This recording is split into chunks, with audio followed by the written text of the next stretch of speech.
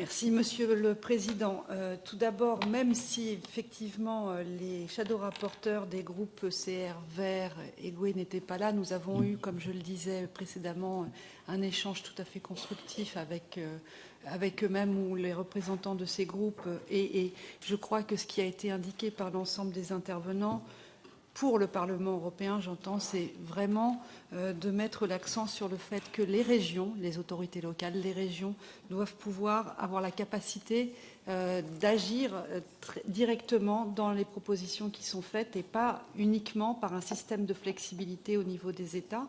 Ce n'est pas le premier rapport où on voit les députés européens travailler de concert avec les régions, et nous travaillons beaucoup avec les propositions qui sont faites aussi par le Comité des régions européens à ce sujet, et c'est un point sur lequel nous continuerons à le mettre en avant.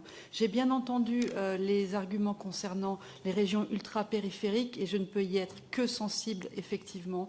Il faut absolument mettre l'accent et soutenir et encourager tout ce qui pourra être fait en matière de transport dans ces régions ultra-périphériques.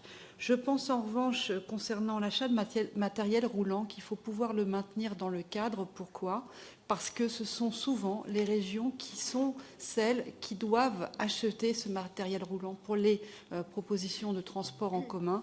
Et il est normal, puisque cela rentre dans les priorités qui sont fixées par l'agenda européen, de pouvoir les accompagner. Donc je pense que notre réunion de shadow rapporteurs de la semaine prochaine sera conclusive et sera extrêmement ambitieuse sur la façon dont on doit accompagner ces régions qui sont les premières à intervenir dans tout ce qui est proposition en matière de secteur de transport. Merci, Monsieur le Président.